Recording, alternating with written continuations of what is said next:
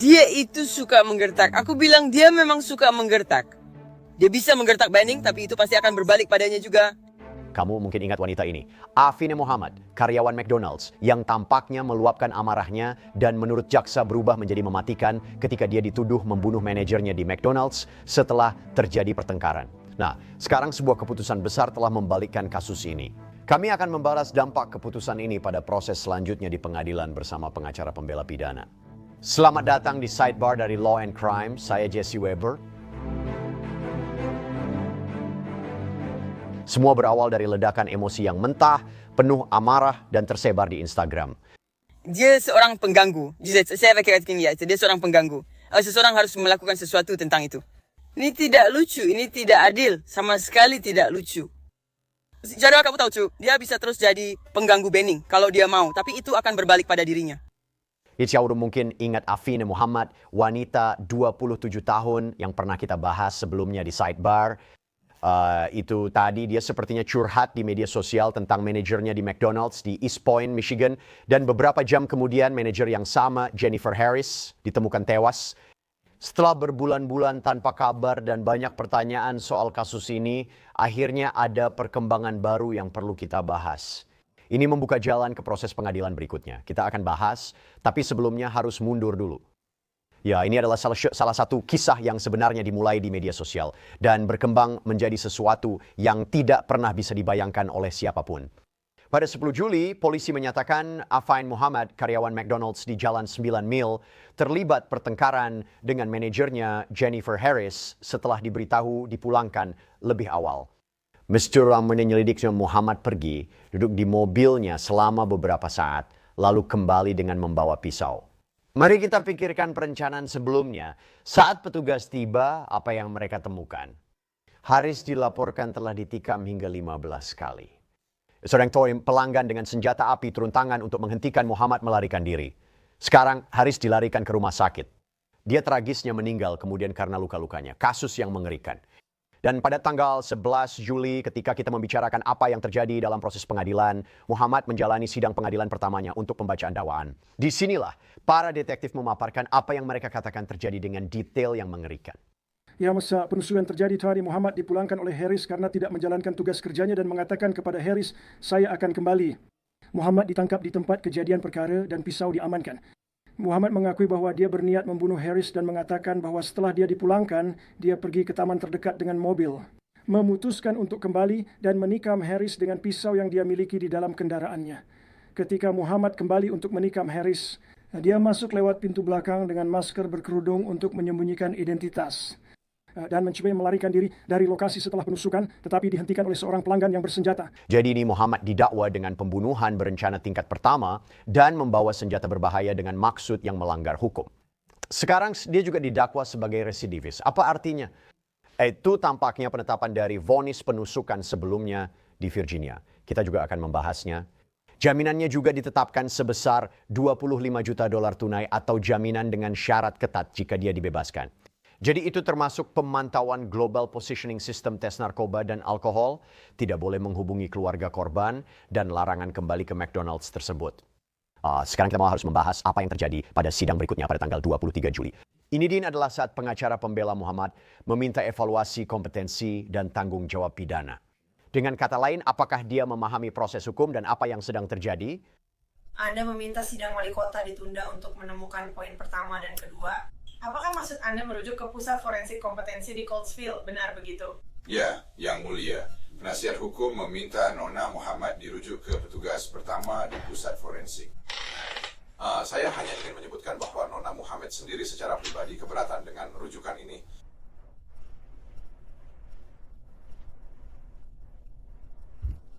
Apa dasar sebenarnya yang Anda gunakan untuk keputusan default ini?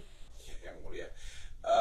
Berdasarkan pengamatan saya terhadap kasus ini dan saat meninjau kasusnya, khususnya laporan polisi dan juga pengamatan saya saat berinteraksi dengan Nona Muhammad, saya mungkin perlu mencentang dua kotak itu.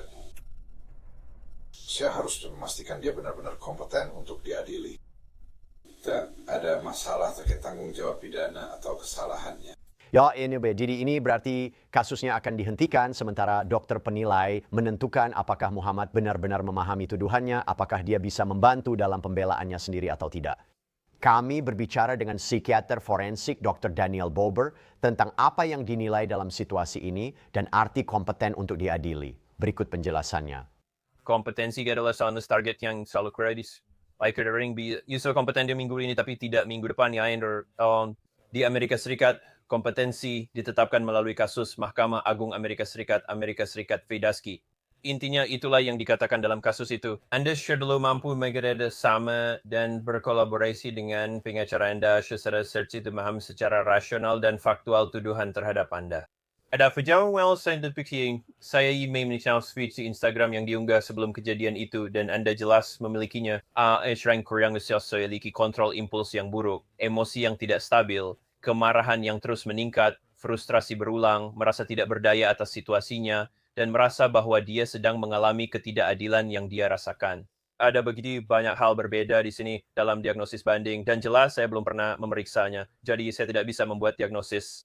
Tapi saya memikirkan hal-hal seperti psikosis, gangguan kepribadian, penggunaan zat, mungkin paparan trauma berulang, dan saya juga memikirkan delusi. Ya, saya memikirkan merasakan psikosis ketika saya mendengar sesuatu seperti itu. Tapi sekali lagi, ada begitu banyak informasi yang kita butuhkan. Misalnya, apakah dia pernah dirawat karena kondisi kesehatan mental sebelumnya? Apakah dia berada di bawah perawatan seorang psikiater?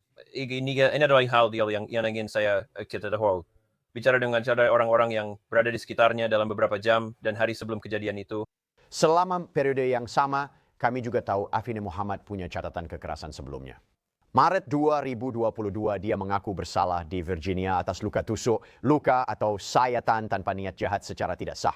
Catatan pengadilan Virginia yang ditinjau Klik di Detroit menunjukkan Muhammad menikam pacarnya saat bertengkar pada 2022, lalu mengaku ke polisi, saya yang menikam dia. Apakah dia baik-baik saja?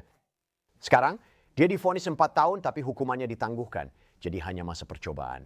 Pertanyaannya sekarang, apakah itu bisa mempengaruhi kasus berjalan? Jadi sekarang kasusnya berjalan lagi setelah hasil dari evaluasi kompetensinya keluar. Kita akan bahas laporan itu nanti, tapi sebelumnya tinjau dulu semua aspek kasus ini. Izinkan saya menghadirkan seseorang yang selalu senang saya undang untuk membahas hal ini. Pengacara pembela kriminal John Day, terima kasih telah kembali ke Sidebar untuk membahas kasus yang sangat aneh dan menyedihkan ini. Nah, dari sudut sudut pandang jaksa, bahkan mungkin dari sudut pandang pembela kriminal, menurut Anda apa kekuatan dari kasus ini? Maksud saya, Anda punya unggahan media sosial ini, Anda juga punya saksi mata potensial yang diduga menghentikan terdakwa. Sampaikan menurut Anda seberapa kuat bukti dalam kasus ini. Maksud saya, Anda tahu unggahan media sosial saksi mata itu semua sudah cukup. Jika Anda jaksa penuntut, saya rasa memang tidak ada yang lebih baik dari itu. Maksud saya, Anda tahu saksi mata tentu saja selalu bisa diperdebatkan, Anda tahu, karena apa yang kita lihat belum tentu benar-benar terjadi. Selalu ada banyak penelitian tentang hal itu. Tapi kalau saya yang menuntut kasus ini, saya merasa cukup yakin dengan itu. Maksud saya, itu sudah cukup bagi saya untuk terus melanjutkan, dan Anda akan berharap bahwa juri melihat ini dengan cara yang sama. Dan kita akan segera membahas kesehatan mental. Tapi Malaysia ini, jika kita membangun narasi bahwa dia marah pada manajernya, dia masih yakin ya di komunitas. Dia sudah menjadi cukup power. Tapi bagaimana hukum membedakan antara katakanlah dorongan emosional? Mungkin di tengah-tengah pertengkaran meskipun dia diduga keluar lalu masuk kembali. Dan perencanaan sebelumnya, atau apakah itu hanya garis yang sangat-sangat tipis? Ya, kamu tahu perencanaan sebelumnya bisa terjadi dalam sekejap.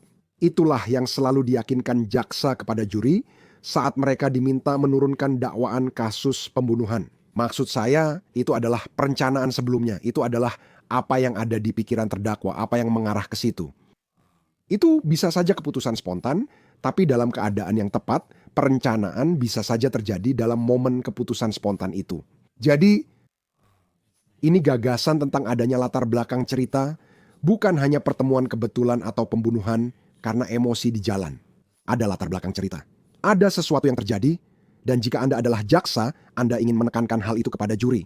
Anda ingin mengatakan, lihat, inilah yang sedang berkembang. Ini seperti memanaskan teko dan akhirnya uapnya meledak. Dan itulah yang terjadi di sini.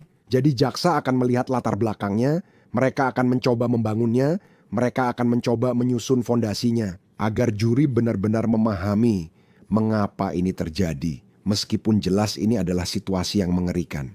Di mata jaksa ada alasan mengapa ini terjadi. Dan para juri, kami akan menjelaskan kepada kalian alasannya. Dia dari sini hukum habis rendah hukuman cerai dalam kasus penusukan Muhammad tahun 2022 di Virginia. Sebagaimana hal itu mempengaruhi baik dakwaan saat ini maupun kemungkinan hukuman jika dia dinyatakan bersalah. Benar kan? Ini jelas tidak terjadi secara kebetulan. Maksud saya, situasinya tidak seperti itu. Kamu tahu, ini dianggap penyimpangan menurut jaksa. Tapi bagi negara ini bukan penyimpangan, melainkan sesuatu yang punya sejarah. Dia tahu apa yang terjadi saat kamu memakai pisau pada tubuh manusia karena dia pernah mengalaminya. Jadi, setidaknya dalam menjatuhkan hukuman itu sangat berperan. Banyak hal tergantung pada apa yang masuk dan apa yang diizinkan hakim disampaikan ke juri, tapi gagasan bahwa ini adalah seseorang yang tidak asing dengan apa yang terjadi ketika Anda menggunakan alat seperti itu, senjata mematikan, dan menggunakannya pada tubuh manusia. Menurut jaksa, dia benar-benar tahu apa yang akan terjadi. Baik, mari kita bicarakan ini. Jadi pihak pembela meminta evaluasi kompetensi, evaluasi dan evaluasi tanggung jawab pidana. Seberapa sering kita melihat itu di tahap awal kasus-kasus seperti ini? Atau mungkin selama proses kasus berlangsung, benar? Kompetensi tak selalu jadi masalah di awal, kadang muncul di tengah. Seberapa sering kita melihatnya? Benar kan? Jadi umumnya yang terjadi di pengadilan dalam sistem peradilan, siapapun yang punya kekhawatiran biasanya adalah pengacara pembela. Hakim atau jaksa bisa mengangkatnya meski jarang. Namun, pengacara pembela wajib melakukannya. Jika Anda berpikir ada sesuatu yang terjadi dengan klien, dengan terdakwa yang menimbulkan masalah kompetensi. Ingat, kompetensi sangat berbeda dari hal-hal seperti Anda tahu tidak bersalah karena alasan gangguan jiwa. Hal-hal seperti itu. Kompetensi itu cukup sempit. Ini hanya gagasan bahwa terdakwa memahami tuduhan yang ditujukan padanya. Terdakwa ini memahami apa yang sedang berlangsung di pengadilan. Dia memahami peran hakim, dia memahami peran jaksa, dia memahami peran pengacara pembela. Dan apakah dia bisa membantu pengacara pembelanya dalam menyiapkan pembelaannya sendiri? Itu sebenarnya satu-satunya hal yang dievaluasi dalam penilaian kompetensi, tidak membahas hal lain. Oh, Anda tahu apakah dia tahu itu benar atau salah? Itu adalah masalah yang akan diputuskan oleh juri jika sampai ke tahap itu. Jadi, kompetensi hanya terbatas pada kondisi dia saat ini. Apakah dia memahami apa yang sedang terjadi padanya? Bisakah dia membantu pembelaannya? Apakah dia tahu siapa yang terlibat? Itu terbatas. Dan negara-negara bagian yang memiliki proses ini. Kadang Anda bisa dapat perawatan jika dinyatakan tidak kompeten, tapi itu masalah lain. Anda bisa ditahan dan menjalani perawatan psikiatri. Jika sudah dianggap kompeten, Anda tetap diadili. Dalam kasus ini, bahkan tidak sampai sejauh itu. Seorang evaluator, seorang PhD, mungkin psikiater, psikolog, seseorang yang merupakan praktisi tingkat lanjut, mengatakan dia mengerti apa yang sedang terjadi. Dia kompeten. Mari kita bicarakan ini. Dan omong-omong soal kompetensi, maksud saya Anda benar-benar sudah menjelaskannya dengan sangat baik. Ini dapat menunda persidangan lama jika terdakwa tidak kompeten.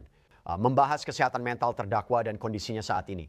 Dia tetap dianggap tidak bersalah sampai terbukti bersalah. Tapi tepat sebelum penusukan, Oke Muhammad sempat siaran langsung di Instagram dan mengunggah video berdurasi hampir 7 menit ini. Luapan emosi ini sekarang dianggap banyak orang sebagai bukti potensial dan terasa mengerikan jika dilihat kembali. Kemarin dan hari ini aku dipulangkan lebih awal oleh orang yang sama. Aku bilang, dia suka menindas. Ini sama sekali nggak lucu. Dia harus paham, kalau cuma karena dia seorang ibu dan punya anak, bukan berarti dia bisa seenaknya masuk ke toko ini. Kamu tahu, nggak menghormati orang, ngomong ke mereka seolah-olah semua orang lebih rendah dari dia sama sekali nggak punya rasa hormat. Dan itu sama sekali nggak lucu. Serius deh, aku punya banyak urusan yang harus aku urus, tapi dia terus saja nyuruh aku pulang. Lebih awal, itu nggak lucu. Dia main-main dan di sepanjang hari, dia terus ngomongin hal-hal rasis kecilnya, dan sepanjang hari dia terus saja begitu. Seperti menyebarkan energi negatif, ngomongin orang, bergosip tentang orang, itu nggak lucu loh, itu harus dihentikan. Dia itu suka ngebully, aku bilangin ya, dia itu suka ngebully. Dia bawa banyak energi negatif ke sana, dia selalu panik kalau ada banyak hal yang terjadi. Yang dia memanipulasi agar seolah kita yang salah, padahal kita sudah bekerja keras dan hasilnya bagus. Dia semua panik, sering membuat kesalahan, lalu berusaha menutupi dan berpura-pura tidak ada masalah. Ayo, tidak ada yang sempurna setelah ini McDonald's. Hal seperti itu wajar terjadi. Kamu paham kan? Kadang seseorang bisa saja bingung. Jadi, ya ampun, kadang memang sibuk. Ya, tapi dia harus berhenti pura-pura seolah-olah dia tahu aku yang bikin kesalahan. Aku akan memergokinya. Dan kamu bahkan bisa mendengar dia berkata di sana bahwa perilaku manajernya, kutip, akan mengejarnya. Dan beberapa jam kemudian, prediksi suram itu menjadi kenyataan. Maksud saya, jika bersama mendengar tuduhannya John, saya ingin menyoroti poin itu lagi. Ada cara bagi pengacara pembela untuk memastikan bahwa hal itu tidak dijadikan bukti dalam kasus pidana. Karena kalau menurut saya, itu bisa menjadi keuntungan besar bagi mereka, bagi jaksa. Keuntungan besar bagi mereka memang istilah yang tepat. Maksud saya benar-benar memutar otak di sini untuk memikirkan bagaimana caranya agar hal itu tidak masuk sebagai bukti jika saya seorang pengacara pembela. Maksud saya, itu apa? Itu adalah bukti perencanaan. Dan bukan hanya perencanaan beberapa saat sebelum penusukan. Tapi itu adalah bukti perencanaan jauh sebelum itu. Sebenarnya, ada beberapa kasus upaya pembunuhan terhadap Presiden Trump serta tersangka atau pelaku yang sudah divonis. Mengungkapkan keinginan atau situasi di media sosial. Kita sering melihat itu, di mana seseorang memposting sesuatu di media sosial. Tapi itu kembali lagi ke masalah kompetensi, karena jika seseorang mengatakan, saya akan melakukan ini, apakah mereka sedang dalam keadaan waras? Jika Anda adalah tim pembela, Anda ingin mengatakan, lihat, inilah yang terjadi dengan orang ini. Jadi, jelas mereka tidak stabil. Anda ingin itu mempengaruhi isu kompetensi saat membelanya. Tapi pada akhirnya, dan dalam analisis terakhir, memiliki postingan media sosial di mana Anda membuat ancaman seperti itu, bahkan jika itu bukan ancaman yang spesifik. Itu hanya bagian dari keseluruhan, gambaran apa yang akan Anda tunjukkan pada juri. Anda akan berkata, ini sudah direncanakan lama dan dia berhasil menjalankannya. Jadi anggap saja itu sebagai janji atau ancaman, dan dia memenuhi ancaman itu. Ya, saya kembali tapi ke perkembangan dalam kasus yang berkaitan dengan kesehatan mental ini. Setelah beberapa kali penundaan, ada sidang peninjauan awal September. Para dokter masih menyelesaikan evaluasi. Muhammad kembali di pengadilan, seharusnya saya katakan, pada tanggal 8 Oktober. Dan disinilah hakim mengonfirmasi temuan-temuan tersebut. Pengadilan telah menerima laporan tertanggal 17 September 2025. Dan saya memahami bahwa baik pihak pembela maupun penuntut sepakat dengan laporan tertanggal 17 September 2025 yang menyatakan bahwa Nona Muhammad dinyatakan kompeten untuk diadili. Apakah itu benar dari pihak jaksa? Benar, Yang Mulia. Dari pihak terdakwa? Ya, Yang Mulia. Baik, hal ini perlu dijadwalkan untuk pemeriksaan awal. Jaksa wilayah Macomb, Peter Lucito, menyatakan kepada WJBK bahwa terdakwa dinyatakan kompeten untuk diadili sehingga kini bisa diproses secara hukum. Tuduhan itu menunjukkan tindakan brutal yang tragis mengakhiri hidup wanita tak bersalah. Kantor kami tetap berkomitmen menuntut keadilan bagi korban dan keluarganya. John, mari kita bahas lebih rinci di sini. Penilaian seperti apa saat menentukan kompetensi? Kita sering bahas, tapi sebenarnya apa itu dan apa yang ditanyakan? Ya, apa yang mereka cari? Bagaimana Anda benar-benar tahu bahwa dia memahami misalnya dakwaan atau proses hukum atau apa yang akan dihadapinya? Penilaian itu sebenarnya bagaimana? Benar, kan? Yah, Anda tahu, itu tidak harus selalu berupa evaluasi kesehatan mental yang menyeluruh dan komprehensif. Itu bisa saja dilakukan oleh seorang evaluator. Duduk di sebuah ruangan bersama terdakwa ini, dan terkadang dengan pengacara yang hadir, lalu menanyakan pertanyaan-pertanyaan yang sangat spesifik seperti, apakah Anda tahu? Anda tahu? Dimulai dengan pertanyaan-pertanyaan seperti, apakah Anda tahu di mana Anda berada? Apakah Anda tahu hari apa ini? Apakah Anda tahu siapa presidennya? Apakah Anda tahu tanggal lahir Anda? Masuk ke pertanyaan seperti, apakah Anda tahu alasan Anda di sini? Tahu tuduhan terhadap Anda? Bisakah Anda menjelaskan kepada saya apa saja tuduhan itu? Menurut Anda, apa saja tuduhan tersebut? Bukan tentang apa yang terjadi. Mereka tidak membahas secara detail tentang kejadian sebenarnya. Dan itu sangat penting karena penilai tidak mendapatkan informasi apapun dari terdakwa tentang dugaan kejahatan yang sebenarnya. Mereka hanya berkata, lihat, apa yang kamu pahami tentang situasimu? Apa yang kamu pahami tentang peran pengacaramu? Siapa pengacaramu dan apa tugasnya? Siapa jaksa penuntut dan tugasnya? Siapa hakimnya? Siapa yang menjadi hakim? Apakah dia yang duduk di kursi tinggi dengan jubah hitam? Apa tugas hakim? Dan itu masuk ke beberapa area tertentu, tapi tidak pernah menyentuh tuduhan sebenarnya. Tidak pernah menyentuh apapun yang berkaitan dengan itu. Ini sederhana. Apakah Anda tahu alasan Anda di sini hari ini? Jangan ceritakan apa yang terjadi. Tapi saya perlu tahu, apakah Anda bisa memahami konteks mengapa Anda di sini dan apa yang bisa terjadi pada Anda? Apa yang terjadi jika Anda menjalani persidangan? Bagaimana prosesnya? Siapa saja pihak yang terlibat? Jadi ini cukup terbatas. Namun, penilai ingin memastikan apakah orang ini benar-benar paham di mana mereka berada dan apa yang terjadi. Dan orang-orang yang dinyatakan tidak kompeten seringkali benar-benar tidak tahu sama sekali tentang hal-hal ini. Itu karena berbagai penyakit mental dan faktor lain yang memengaruhi penilaian. Tapi para penilai umumnya juga sangat terlatih dalam mencoba menentukan siapa yang berpura-pura, siapa yang mengada-ada.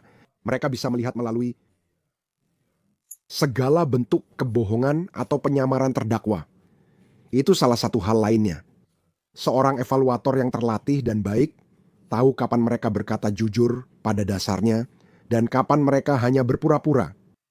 Dan untuk memperjelas, ini mungkin bukan akhir dari pembicaraan mengenai kompetensi. Ada kasus di mana seseorang bisa dinyatakan kompeten. Suatu terjadi selama proses kasus, proses pidana, bahkan mungkin sebelum persidangan di mana muncul pertanyaan tentang kompetensi. Sekali lagi kan, maksud saya apa yang bisa terjadi? Kapan pengacara akan berkata, tunggu yang mulia, ada masalah kompetensi lagi? Apa misalnya tanda-tanda peringatan yang harus diwaspadai? Benar kan? Dan itu bisa terjadi. Maksud saya, sekali lagi, jika Anda adalah seorang pengacara pembela, Anda memiliki kewajiban. Setiap negara bagian di negara ini memiliki kode etik untuk pengacara yang menyatakan jika Anda memiliki kewajiban untuk mewakili klien Anda. Jika Anda punya keyakinan yang didasari itikat baik, itu bukan sesuatu yang bisa dipaksakan. Lakukan, bukan dengan itikat baik, sesuatu yang Anda coba lakukan untuk tujuan penundaan. Jika Anda yakin dengan itikat baik bahwa terdakwa memiliki masalah yang bisa muncul lagi, dia bisa dinyatakan kompeten untuk diadili. Dan dalam 2 bulan, mungkin saja muncul sesuatu dengan tim pembelanya yang mereka katakan, lihat, ini terjadi lagi. Kita punya masalah yang nyata. Dan yang dilakukan oleh penilaian kompetensi adalah menghentikan waktu. Oke, jadi begitu hal itu diangkat, biasanya seorang hakim akan mempertimbangkannya. Dan jika mereka menganggapnya sah, itu menjadi penyaring lain. Hakim biasanya setuju evaluasi lain. Meski bisa saja menolak, namun jarang terjadi. Hakim juga akan menghentikan waktu. Evaluasi akan dilakukan. Bisa berlangsung 1 bulan, 2 bulan, atau 3 bulan. Tapi begitu evaluasi sudah masuk, maka hakim akan berkata, baik, kita akan mengadakan sidang. Kita akan membahas semua ini. Penuntut dan pembela, keduanya dapat menyampaikan argumen dan hakim yang memutuskan. Hal ini bisa terjadi saat persidangan berlangsung atau beberapa minggu maupun hari sebelum persidangan dimulai. Semua kembali pada kewajiban pengacara saat mereka dengan itikat baik meyakini ada sesuatu pada terdakwa. Sekarang dijadikan kembali ke pengadilan untuk sidang pendahuluan pada 14 November. Apa yang bisa kita harapkan? Ini akan menjadi sidang mini untuk menentukan kemungkinan alasan di mana jaksa mempresentasikan cukup bukti guna melewati ambang tersebut. Di depan seorang hakim. Ini pandangan awal pihak pembela terhadap beberapa saksi kunci dalam kasus jaksa penuntut. Kami memperoleh lebih banyak informasi di sidang seperti ini. Kadang sidang ini dilewati jika tim pembela merasa tidak ada manfaat, jadi mereka lanjut saja. Seringkali, sebagai pengacara pembela, Anda akan mendapat banyak temuan di sini. Anda akan mendapatkan banyak pernyataan, Anda akan mendapatkan banyak informasi tentang teori-teori dari pihak negara. Jadi ini adalah langkah yang berharga, ini adalah langkah yang penting. Dan terutama sekarang setelah dia dinyatakan kompeten, kedua belah pihak bisa melihat bagaimana reaksinya terhadap bukti-bukti tersebut. Dan jika Anda adalah jaksa penuntut, maksud saya, jika Anda adalah pembela, Anda mendapatkan lebih banyak informasi tentang perannya dalam hal ini dan bagaimana dia akan merespons. Jaksa penuntut mendapat kesempatan untuk memaparkan kasus mereka untuk pertama kalinya. Kesempatan pertama untuk mencoba. Dan biasanya, maksud saya, ketika Anda membicarakan terutama kasus seperti ini, Jaksa penuntut biasanya bisa melewati rintangan itu dan memiliki cukup bukti bahwa ada alasan yang cukup untuk kejahatan ini dilakukan, lalu melanjutkan ke persidangan.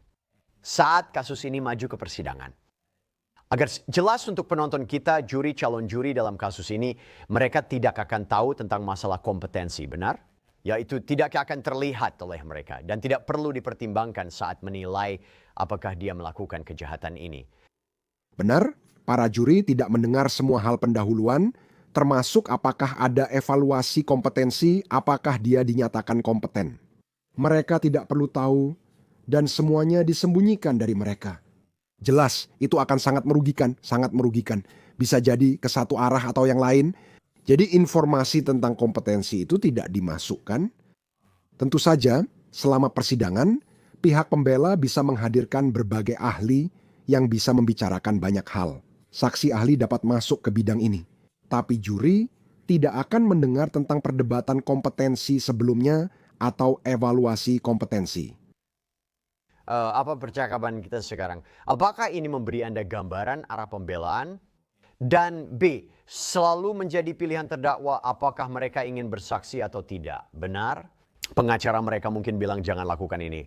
Saya juga bilang begitu. Tapi itu tetap keputusan terdakwa. Ada ide kemana arah pembelaan akan membawa ini? Dan B, menurut Richard perlindungan baginya untuk naik ke mimbar dan menjelaskan sisi ceritanya? Benar? Untuk A, pertanyaan yang bagus. Jadi pembelaan akan berusaha untuk meringankan segala sesuatu yang mereka bisa.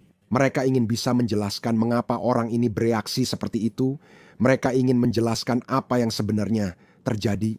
Maksud saya, mereka ingin sampai ke titik itu, mereka ingin mendekati batas itu, mereka ingin sedekat mungkin dengan gagasan bahwa dia tidak bertanggung jawab atas tindakannya sendiri. Dan inilah sebabnya mereka ingin mengetahui apa yang terjadi di pikirannya. Seperti apa kondisi mentalnya selama ini. Kamu tahu, ada banyak alasan kenapa kamu ingin mengetahui riwayat hidupnya. Untuk mencoba memberi gambaran kepada para juri tentang alasannya. Ini misalnya, bukan pembunuhan berdarah dingin seperti yang akan digambarkan jaksa penuntut. Dan untuk poin B, mengenai apakah dia harus bersaksi, tentu saja itu selalu menjadi pilihan terdakwa. Jarang sekali terdakwa mendapat keuntungan dengan memberi penjelasan. Duduk di kursi saksi, menatap para juri dan berkata, inilah alasan saya menikam orang ini dengan pisau. Maksud saya, itu benar-benar merusak pembelaan, itu melemahkan klaim pembelaan seperti lihat riwayat orang malang ini, lihat kondisi mental mereka. Ketika dia bisa naik ke sana dan mengungkapkan segala sesuatu dengan jelas, itu benar-benar meminimalkan peluang pembelaan untuk menarik simpati satu atau lebih dari para juri ini. Dan kecuali ini adalah klaim pembelaan diri yang belum kita lihat di sini, dia tidak akan naik ke kursi saksi. Ya, Kirsten lihat dan saya beritahu. Ini akan sulit baginya, terutama ketika ada pernyataan-pernyataan sebelumnya yang katanya dia buat di media sosial. Harus ditanya dan dibahas bisa jadi masalah. John Day, terima kasih sudah meluangkan waktu. Senang bertemu Anda. Senang bertemu dengan Anda. Terima kasih. Sebenarnya itu saja sih yang bisa kami sampaikan untuk Anda saat ini di Sidebar. Semua materi terima kasih banyak sudah bergabung bersama kami. Silakan berlangganan di YouTube, Apple Podcast, Spotify, atau platform podcast lain. Ikuti saya di X atau Instagram. Saya Jesse Weber, sampai jumpa lagi.